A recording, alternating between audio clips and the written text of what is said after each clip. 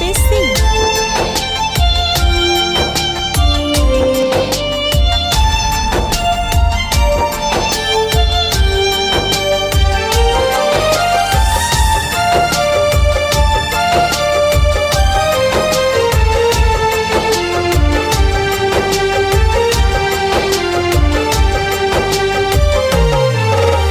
वादा किया है ना तोड़ेंगे हम, जब तक जिएंगे प्यार करेंगे हम।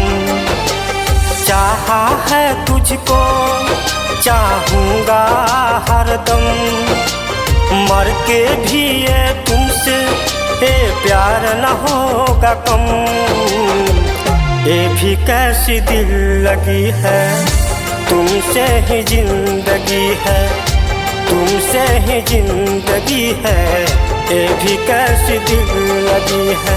वादा किया है ना तोड़ेंगे हम, जब तक जिएंगे प्यार करेंगे हम।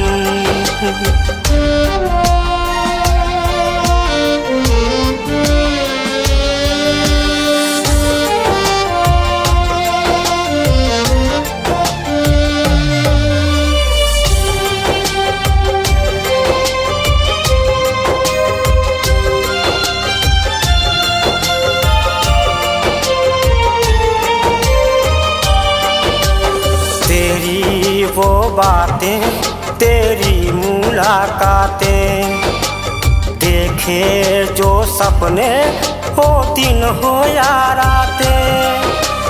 जाने जाना भूल न जाना सारी वो कसमें, साथ जीने मरने की खाई थी कसम। हम न भूल पाएंगे तुम्हारी कसम। वादा किया है ना तोड़ेंगे हम, जब तक जिएंगे प्यार करेंगे हम।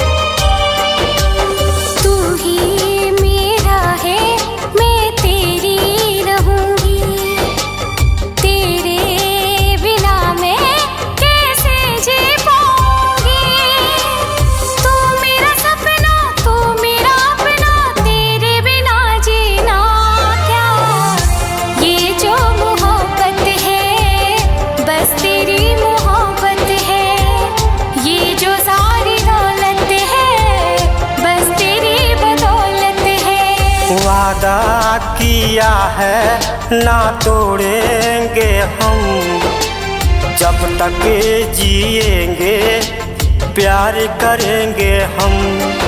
तेरी चाह